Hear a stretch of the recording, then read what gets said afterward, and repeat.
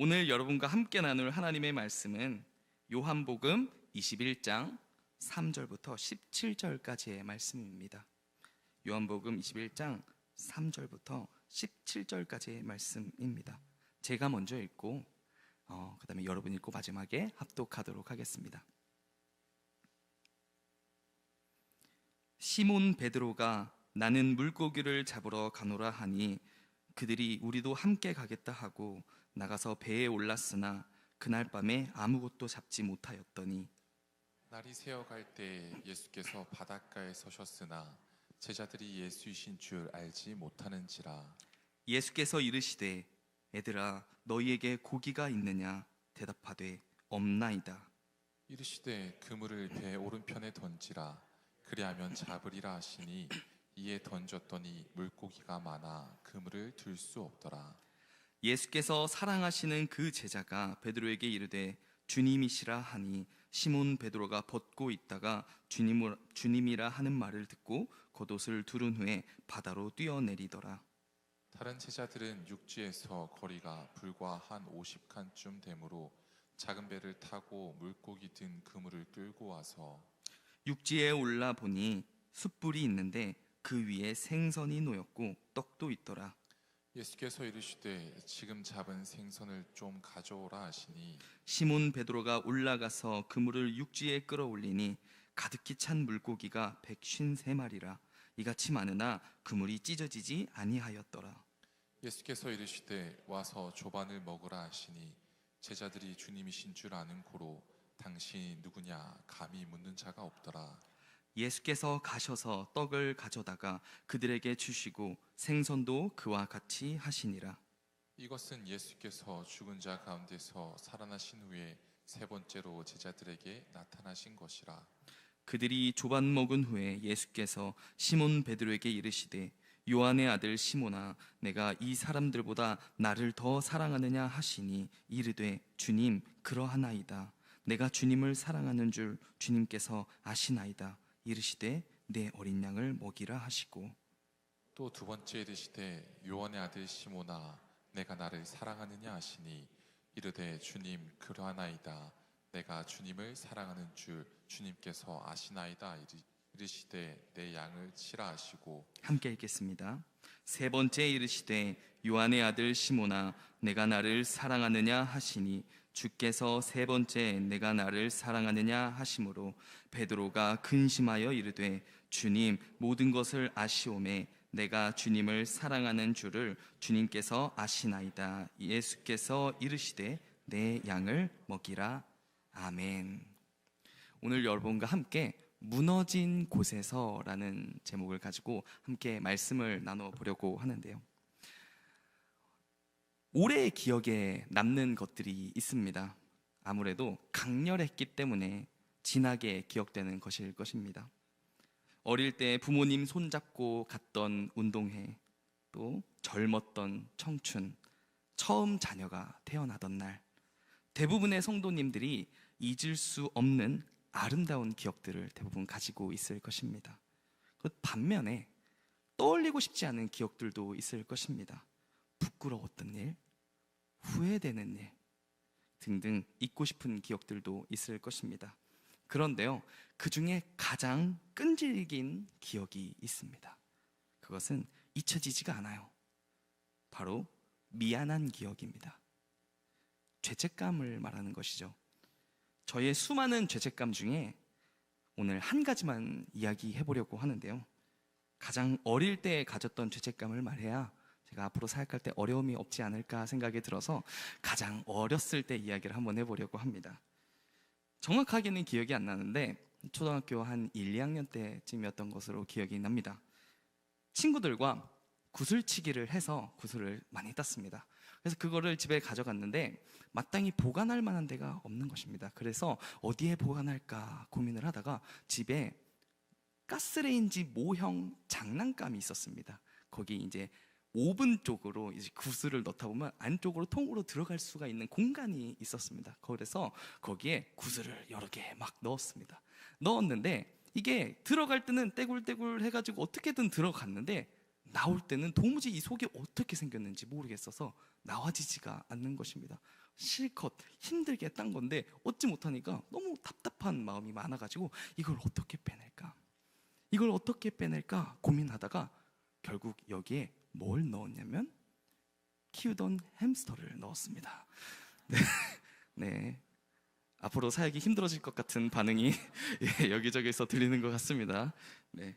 왜 넣었냐면 뭔가 이 햄스터를 넣으면 이 햄스터가 들어가는 길을 내가 뭔가 볼 수 있을 거다, 뭔가 느낄 수 있을 거다라는 생각을 했던 것 같습니다. 그래서 넣고 이리저리 살짝 흔들었습니다. 어떻게 되었을까요? 구슬에 맞아 죽었습니다. 네. 네. 이 정도의 반응을 있을 줄은 예상을 못했기 때문에 네. 그 햄스터를 꺼내고 보니까 그 조그만한 게 눈을 감고 축 늘어져서 죽어 있는 그 모습을 보면서 어린 마음에 너무 큰 충격을 받았습니다. 그래서 햄스터에게 너무 미안했어요. 죄책감이 너무 컸습니다. 그래가지고 결국 집 앞에 놀이터에 울면서 묻어 주었습니다. 그 죄책감이라는 게 너무 강렬해서 그때의 기억이 아직도 좀 강렬하게 남아 있는데요. 그래서 저는 절대 동물을 키우지 않습니다.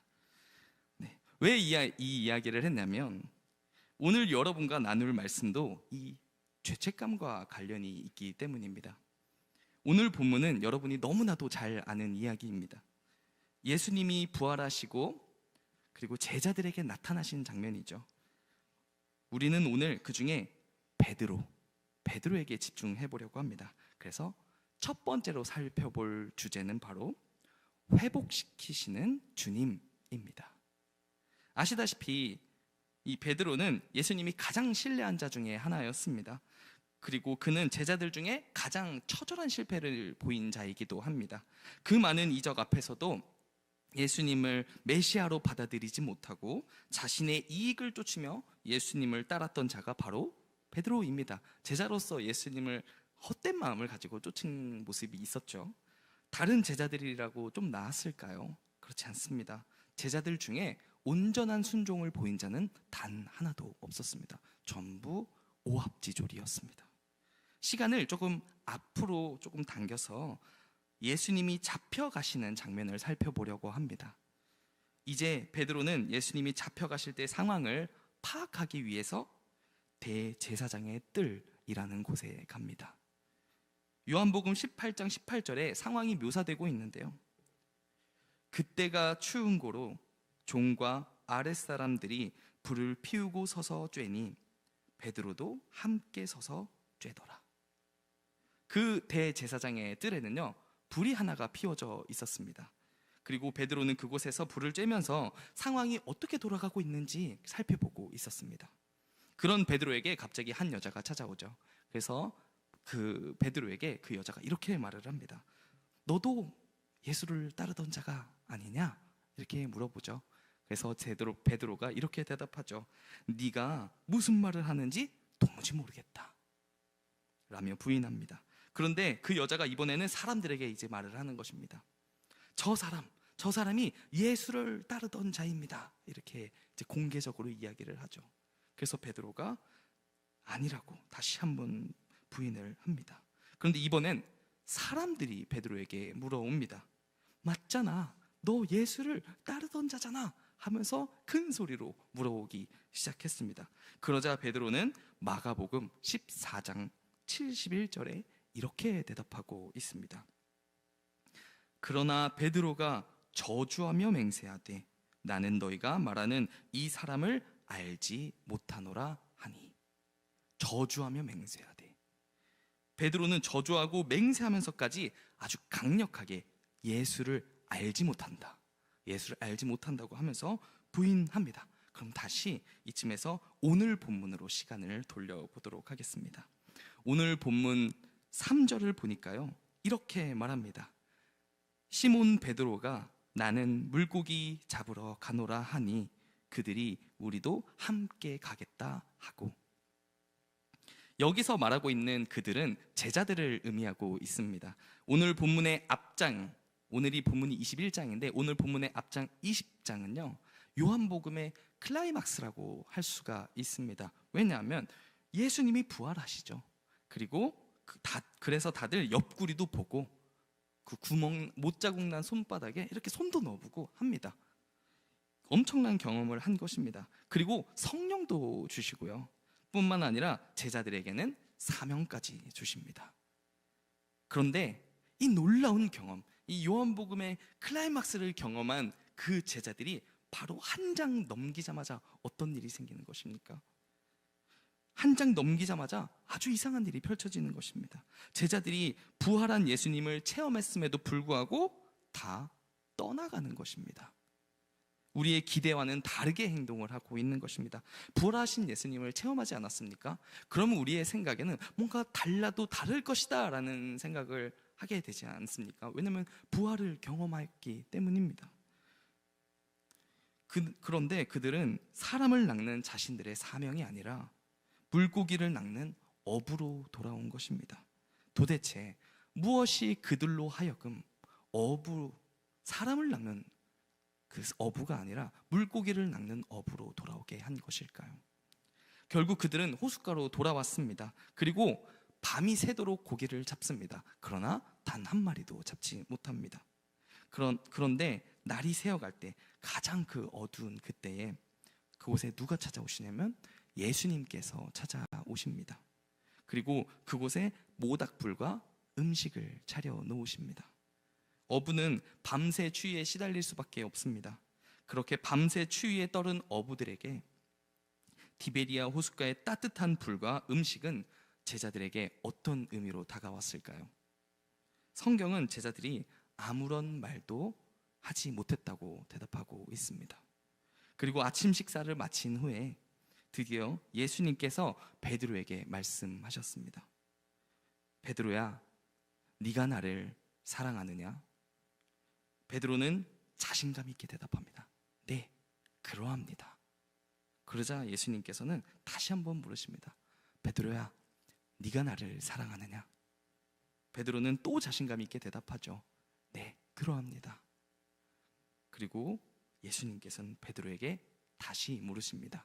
베드로야, 네가 나를 사랑하느냐? 그런데 이때 이 세 번 물어오실 때 베드로의 반응이 달라집니다. 말씀에서는 이때 베드로가 근심하였다라고 말하고 있습니다. 무엇이 베드로로 하여금 근심하게 만들었을까요? 그것은 바로 베드로의 시선에 들어온 상황들 때문이었습니다. 눈앞의 상황을 보니 어디가 생각이 났을까요? 대제사장의 뜰이 생각난 것입니다. 성경에 안뜨라키아라는 단어가 딱 2번 나옵니다.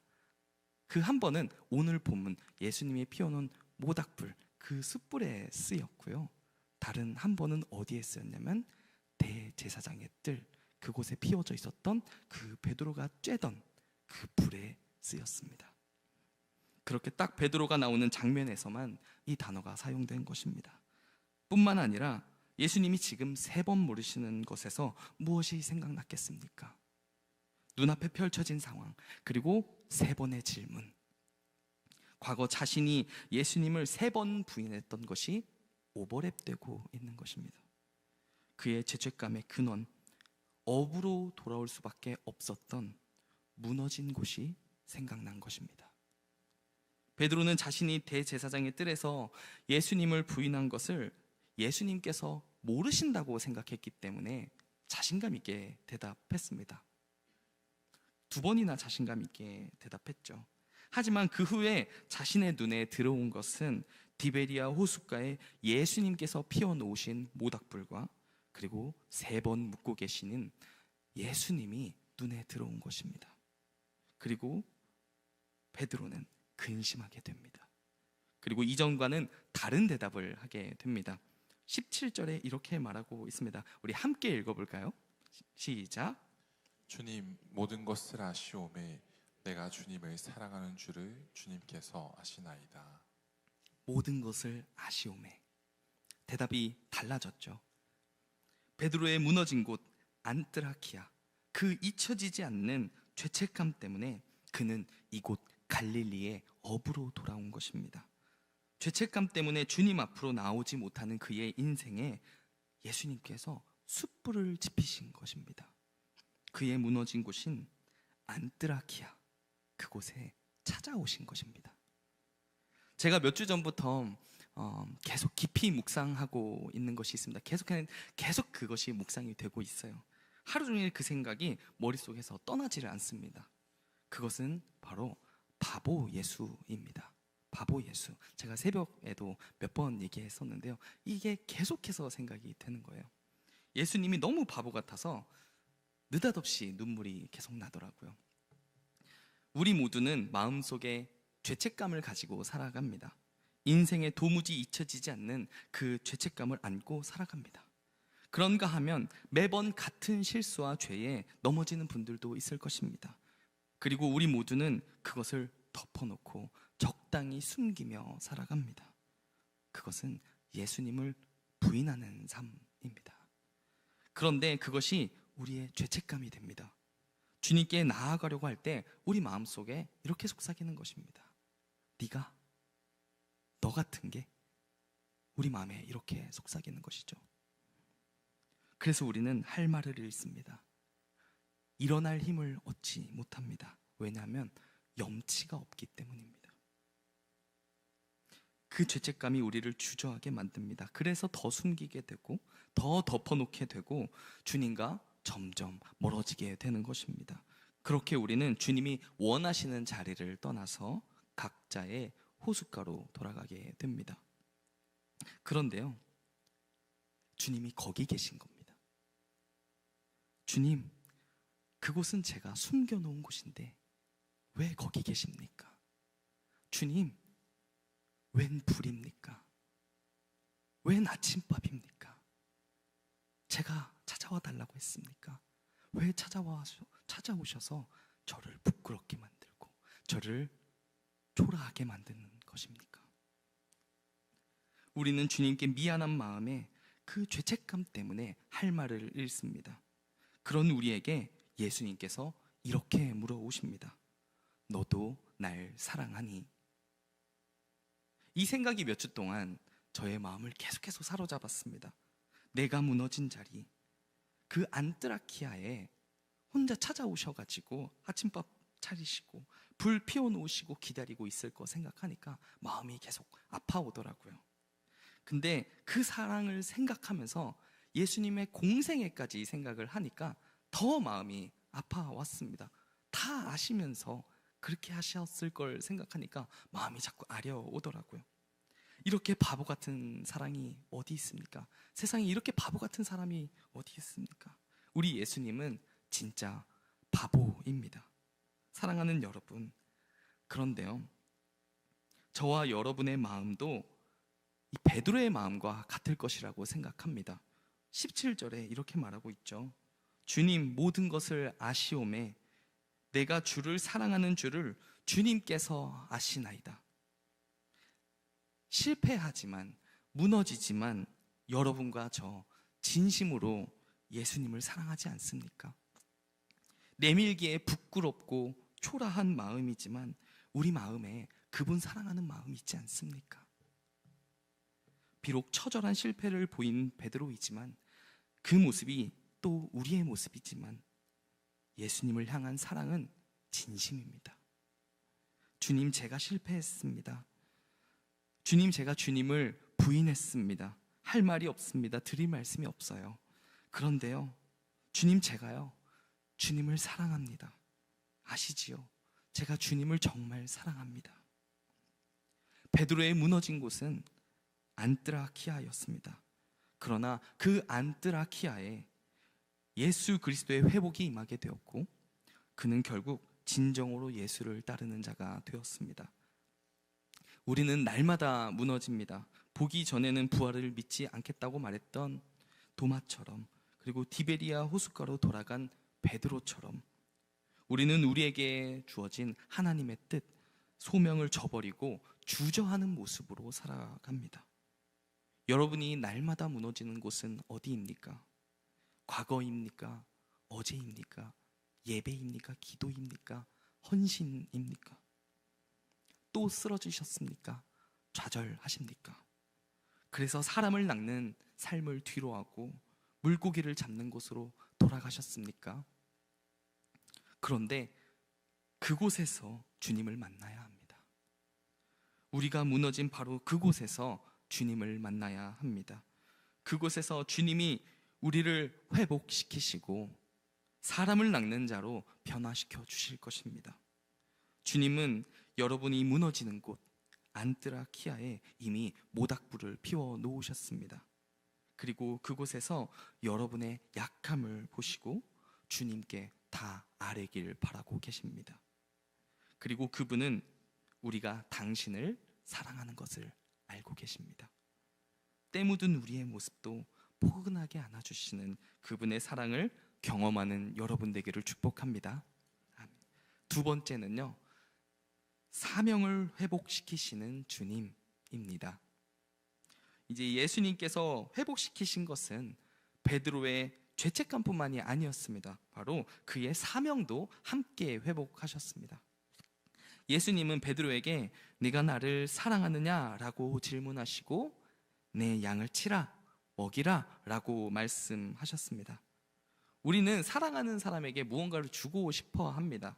그리고 그것은 보통 내가 원하는 것이 아니라 그 사람이 원하는 것일 때 더 가치가 큰 법입니다. 그렇지 않습니까? 예수님께서 원하는 것은 무엇이겠습니까? 한 영혼 아니겠습니까? 예수님이 간절히 바라신 것이고 예수님께서 그렇게 사신 이유인 것입니다. 그래서 예수님은 베드로에게 이렇게 말씀하십니다. 18절 19절의 말씀 우리 함께 읽어보도록 하겠습니다. 시작. 내가 진실로 진실로 내게 이르노니 내가 젊어서는 스스로 띠뛰고 원하는 곳으로 다녔거니와 늙어서는 내 팔을 벌리리니 남이 내게 띠띠우고 원하지 아니하는 곳으로 데려가리라. 이 말씀을 하심은 베드로가 어떠한 죽음으로 하나님께 영광을 돌릴 것을 가리키심이로라. 이 말씀을 하시고 베드로에게 이르시되 나를 따르라 하시니. 교회 전통에 따르면 이 말씀대로 베드로는 거꾸로 못 박혀 순교했다고 전해지고 있습니다. 결국 나를 사랑하느냐 그리고 나를 따르라 라는 말은 베드로의 운명과 사명 그리고 제자도를 이야기한 것입니다. 그런데 그 길이 어떤 길인가요? 원하지 아니하는 곳으로 끌려가는 길이고 팔을 벌리고 매달려 죽게 되는 길입니다. 베드로의 이전 모습은 어떻습니까? 두렵고 겁이 나서 예수를 부인하는 삶 아니었습니까? 그런데 이제 베드로는 물러나지 않습니다. 예수 그리스도의 소망이 그곳에 있다면, 예수 그리스도의 눈물이 그곳에 있다면 죽기까지 따르는 것입니다. 사랑하는 여러분, 예수님을 사랑하십니까? 바보같이 여러분을 사랑하신 그분을 여러분도 사랑하십니까? 양을 먹이시기 바랍니다. 양을 먹이기 위해 내 삶을 목자답게 거룩을 사모하며 살아가는 저와 여러분 되길 축복합니다. 예수를 사랑함으로 그 바보 같은 사랑을 기억함으로 거룩하기를 사모하며 예수 믿지 않는 자들을, 그 모든 자들을 위해 예수의 눈으로 그들을 바라보는 여러분 되기를 축복합니다. 말씀을 맺으려고 합니다. 자아가 완전히 깨어져 버린 베드로에게 찾아와서 그물을 배 오른편에 던지라 라고 말씀하신 것은 베드로가 예수님을 처음 만났던 그 장면을 떠올리게 합니다. 예수님을 만나고 사람을 낚는 어부로 살기로 한 베드로가 실패와 좌절 때문에 다시 물고기를 낚는 어부가 되었지만 그의 무너진 곳 안뜨라키아에서 주님은 그를 회복시키셨고 그를 다시 사람을 낚는 어부로 세워주셨습니다. 주님은 우리가 다시 세워지길 바라고 계십니다. 보냄받은 자리에서 보내신 이의 뜻을 이루며 살아가는, 기억나시죠? 미셔널 크리스천으로 살아가길 바라고 계십니다. 사랑하는 여러분이 일어서길 바라시고 여러분을 통해 잃어버린 한 영혼이 돌아오길 바라십니다. 이 모든 회복이 이루어지는 곳은 어디겠습니까? 바로 내가 무너진 곳 안뜨라키아입니다. 내가 나를 사랑하느냐?